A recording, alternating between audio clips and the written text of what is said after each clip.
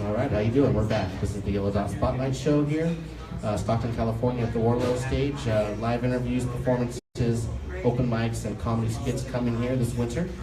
I got Tuesday nights. I know, I got Tuesday nights. Okay, anyways, we're going to celebrate Big Ray's birthday here this Saturday here at the Warlow stage. Can you tell us a little bit about what's happening? Well, usually on my birthday, I try to find a place where I can have an open jam. Yeah. I have musicians come in. I've got some pretty talented musicians come in and play with me. Usually I sit down and watch them play with my band, the Freeloaders. The Freeloaders here. Yeah. You kind of get them going, and then you're like kind of just looking back. All right, good job, guys. All right. Yeah. I've had people from Bump City and different bands come in and play. And plus I play the first set. And then after that it's just open jam. It's wild. Wow, that's pretty neat. And so for your birthday, and you have all that happening. So what kind of got this going every year? I don't know. I like to have a good time. It's a good time and a birthday. Yeah, we bash. started at Mr. D's. Okay. The band's about maybe going on 9 years, this band right here.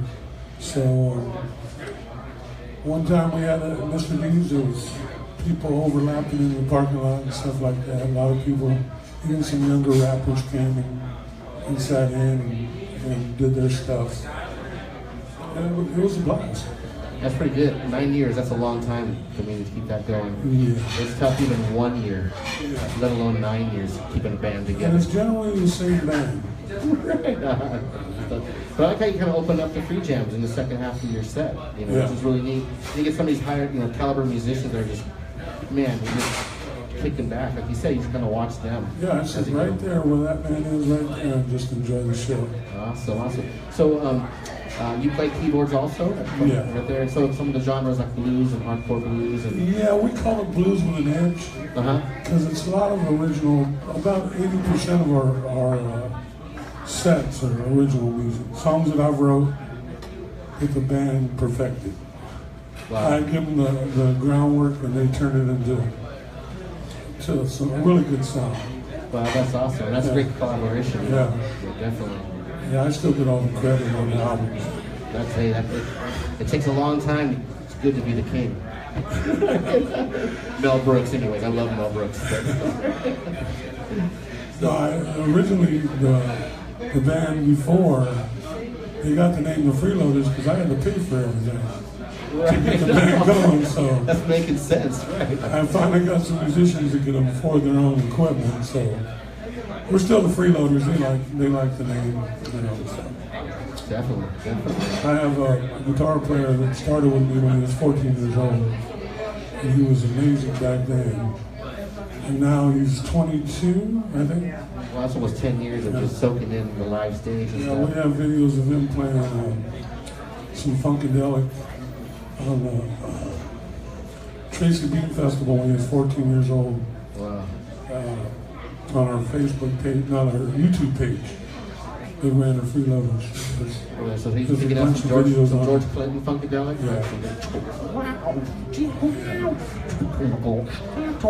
Yeah, one of the first songs I wrote was Waterman because I worked for the city of Stockton water department. And I said, get that wah-wah. And he hit it, right? Natural self-taught. Well, he said he learned on YouTube. But he's got that. Hey, remember back in the day when before YouTube, we would get the record album or the tape, and you have to slowly spin it back just to get that note. Yeah. And you hope you got that note right. I don't know. And then you get a wrinkle in the tape, you couldn't rewind it back to get that right. Now, so YouTube, what an awesome thing they got nowadays. It's almost too easy. I almost don't want to watch it so I can struggle and keep struggling. I don't know. I had some problem. I wanted to try to learn how to play harp, and that's a different type of brain. Make it easy for your kids. YouTube it. So anyways, so who are the members in your band? Let's give them some props and some names. What do we got? Who's coming by this Saturday?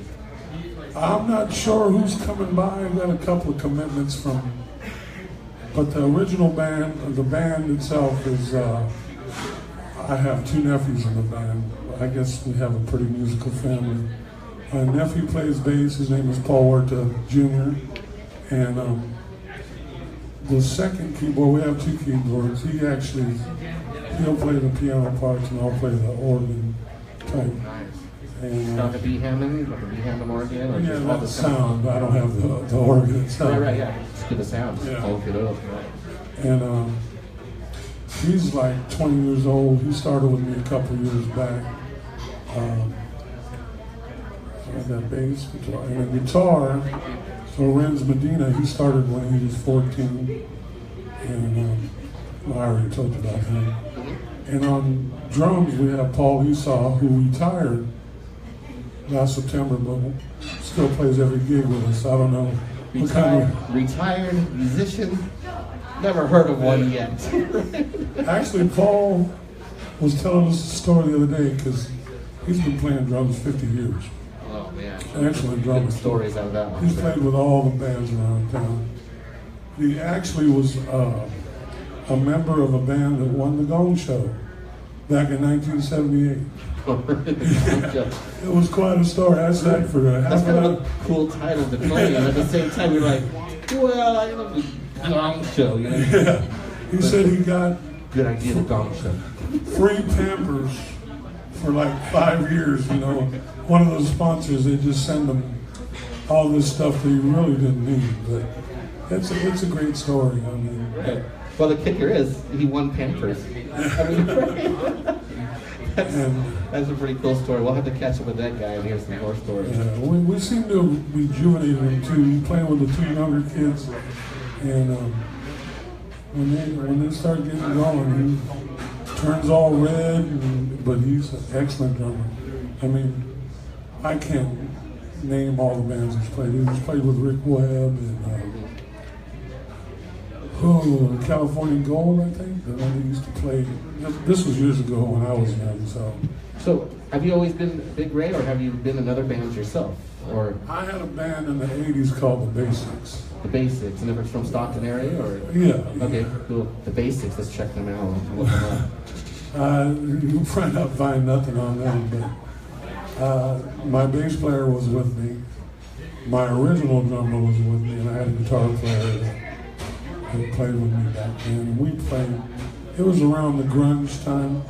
Right, mid '90s. No, maybe pre. It was like New wave. 85 to 90. There we go. We had mod, Yeah. goth, the new wave. And I was into writing songs back then about. I had a song called Nuclear Waste. It's on one of the CDs, but we were real political back then. That But a little bluesy punk rock. Yeah. Yeah. So in Stockton, what are some of the places that have played that maybe don't exist right now, but some places that were some good excitement? Is there any places during the era that you've been playing through in Stockton that? we never played at them. That band was just more a party practice, The party played a bands. pool party. Sometimes those are the best because you can find them in the backyard and they're amazing. Yeah, I mean, that's At what least- we at least mostly we think did. so. Pool parties and stuff like that. I can't remember playing we played at our union hall because we had keys to it, but that was about it.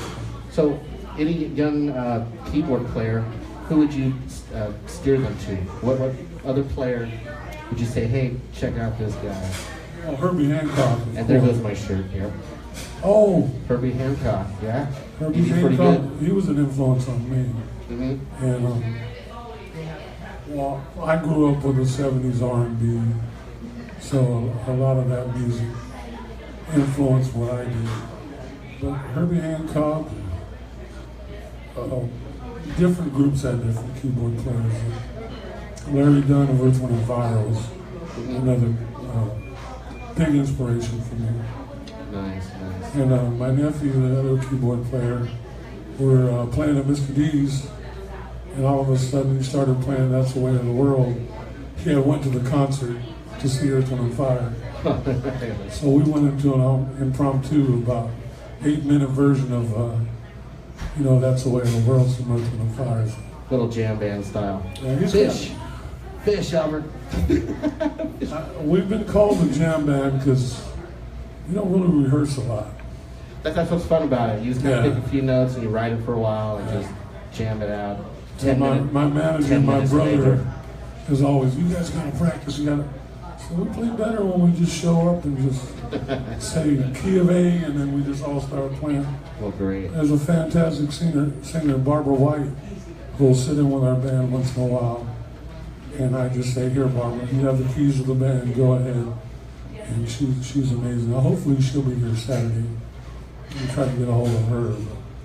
Well, nice. Well, we're looking forward to that. So this Saturday is Big Ray's birthday bash. Big Ray and the Freeloaders here at the Warlow stage Saturday. That's who's going to be here rocking the night. Thanks Come on out. Come on out. Thanks for coming by. And like you say, we don't know who's going to show up, but it's going to be a jam session. And of course, a set list. And then, hey, We don't jam it out, really have man. a set list. It's all up here. It's all up here. All right. Yeah, it's free. It's free. Oh, Bring yeah. your kazoo. It's free. It's free, but don't forget to tip your servers. All right, well, I hope you all keep your day job. We'll be right back. This is the Yellow Dot Spotlight Show, Tuesday nights at the Warlows, Fridays at noon, live stream at KXVS Community Radio, Yellow Dot Spotlight. Thanks. We'll be right back.